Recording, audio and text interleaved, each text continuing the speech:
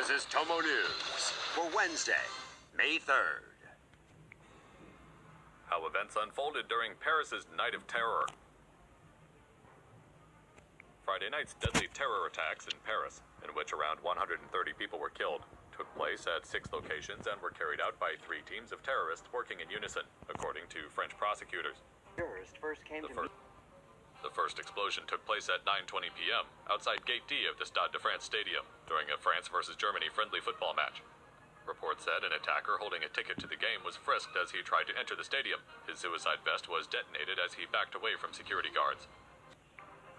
10 minutes later, a second suicide bomber detonated his explosive vest near Gate H of the stadium, while a third suicide bomber exploded his device near a McDonald's restaurant close to the stadium at around 9:53 p.m. The 3 suicide bombers and 1 passerby were killed in the attacks. Meanwhile, across town in Paris's 10th district, gunmen pulled up at the Le Carillon restaurant in a black car at approximately 9:25 p.m. and began shooting at customers. Attackers also targeted patrons at the Le Petit Cambodge restaurant across the street. The 2 attacks killed 15 people in total.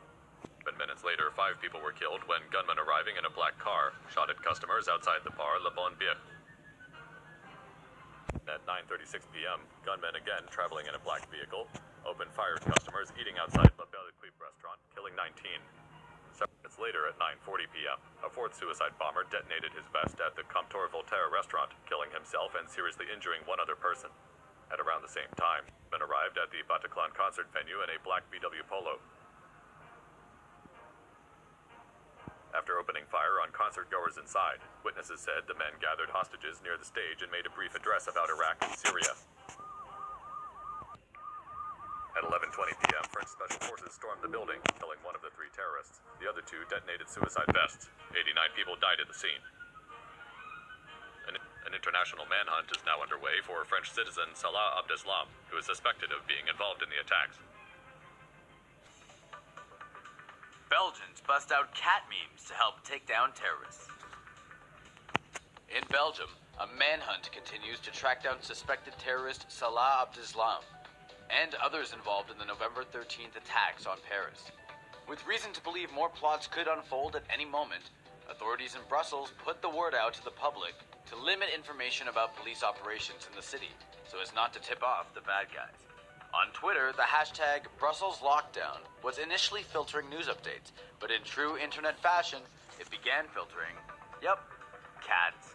It supposedly all started when a local cameraman named Hugo Jansen tweeted out, instead of tweets about police activity in Brussels, here's a picture of our cat, Mozart. Others must have seen this and decided to keep the kitty strike moving, posting pictures of their own cats with a little comedic commentary mixed in for fun. Some chose to toy with the idea of playing it safe, like Twitter user @StephO'Keefe, while others opted to act as backup for the police, like Twitter user @TowerSight. And then there were those who decided to take aim at the terrorists themselves, like Twitter user @JFlemin, who sent out a breaking photo of the police's main suspect. And he wasn't the only one either. In a short burst of time, the funny felines have demonstrated yet again why they're still able to sit so snug upon the internet's mighty throne. And even as Brussels currently remains on high alert, at least these tweets were able to pump some fresh laughter back into the world. Aussie cops thwart Christmas Day ISIS bomb plot. Up to 400 cops from different agencies of Australian law enforcement came together to stop an Islamic State-inspired bomb plot in Melbourne. The plan was said to target public places such as Flinders Street Station, St. Paul's Cathedral, and Federation Square. The terrorist attack may have been planned for Christmas Day. Police believe the Islamic State-linked suspects plan to use bombs and firearms or knives. Thankfully, the cops have been watching the suspects for weeks and carried out a series of armed raids that resulted in 5 men being arrested. Australian Prime Minister Malcolm Turnbull said the plot was one of the most substantial to have been disrupted in recent years. Gang bullying. Teenage girls sexually assaulted with salt and soda. A cruel school bullying in Taipei, Taiwan has caught the public's attention. The victim's younger sister joined the gang bullying and recorded the incident with a cell phone camera. In October, a 21-year-old man surnamed Sue threatened the 15-year-old victim for talking about his girlfriend. He then forced her to run naked through the park at knife point. That wasn't the end for this girl. In December, the victim was bullied by 11 people. Sue sexually assaulted the victim with a mixture of salt and soda and burned her with a cigarette. The incident was recorded by the victim's younger sister.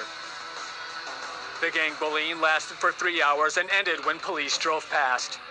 The victim's father called the police. The younger sister denied aiding in the bullying. The prosecutor accused Sue and his adult friend Chen of abuse and aggravated sexual assault. The pair are now facing at least 7 years in prison.